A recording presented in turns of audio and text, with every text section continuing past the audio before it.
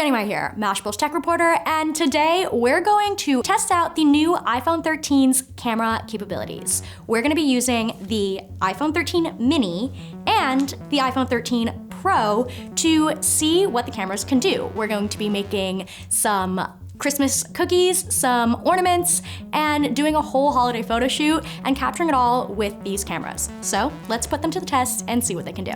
I'm also bringing along Zach, who is my boyfriend and part-time cookie decorator and ornament maker. He'll be doing all the activities for us and we'll be capturing it. So at the very first station, we were decorating our very own Christmas cookies. Are you done with your purple one?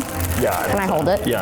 That looks good. Yeah, it looks really good. I was using the iPhone 13 Pro to capture the process using the new macro photography mode. So as I get closer to it, it kind of like switches to that camera because it recognizes that I'm going in for macro mode. And you can see all those details, which is really cool. Macro photography is on both the iPhone 13 Pro. Oh no, it's not.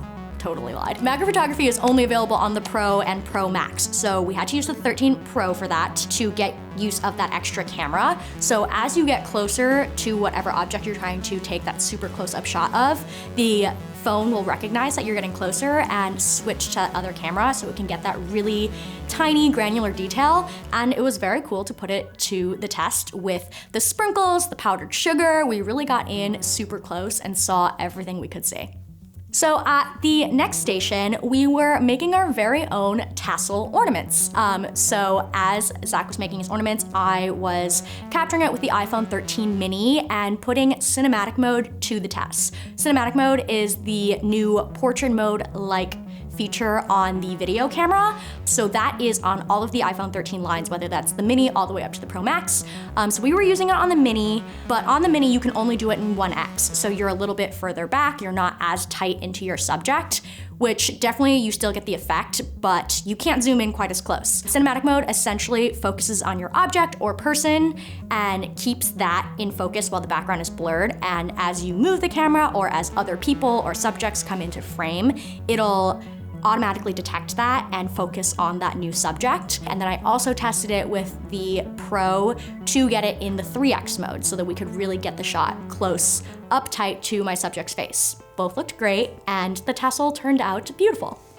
At the very last station, we were making our own holiday cards. So we used the classic portrait mode, which has been available on the iPhones for a while now, but it just keeps getting better. It's of course available on the 13 mini all the way up to the Pro. We used the Pro because it has the better cameras, so of course we're gonna use the Pro.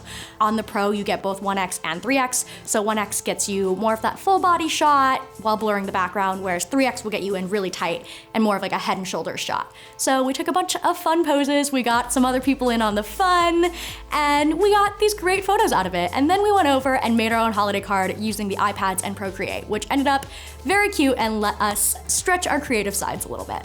After a whole day of every Christmas activity under the sun, I definitely learned a lot about the iPhone 13's cameras. Macro photography was really cool and something that I definitely don't use in my everyday, but knowing that it's there is going to let me take those really cool close-up shots when they present themselves. It was really cool to see all those tiny details and see how the cameras switch and get those tips on when to tap the screen, when to let it do its thing. Cinematic mode, stunning as expected, and really cool for someone who likes to take videos. I'm very much an amateur videographer. I like to post my little videos and pictures on Instagram, but with cinematic mode, they're gonna be way better than they ever were in the past.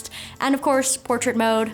Everyone loves a good portrait mode photo, and getting some tips on how to take the best portrait mode photo, we always love to see that. Between the iPhone 13 mini and the iPhone 13 Pro, which are the two that I use today, I definitely prefer the 13 Pro for, of course, that extra camera and that gorgeous quality and exactly how close I can get into my subject with the cinematic mode and portrait mode. But the Pro with the 13 mini is, if you have small hands, it fits amazingly in my hands, and it feels really light. The 13 Pro's extra camera does make it feel a little bit heavier, so if that's something that bothers you and you don't really need like that extra camera step, the 13 mini is definitely the way to go. Both phones, amazing, and I enjoyed using both of them, so I'm definitely gonna be using them in the future and leveling up my Instagram game. For more tech tips and tricks and everything iPhone related, make sure you keep following along right here with us at Mashable.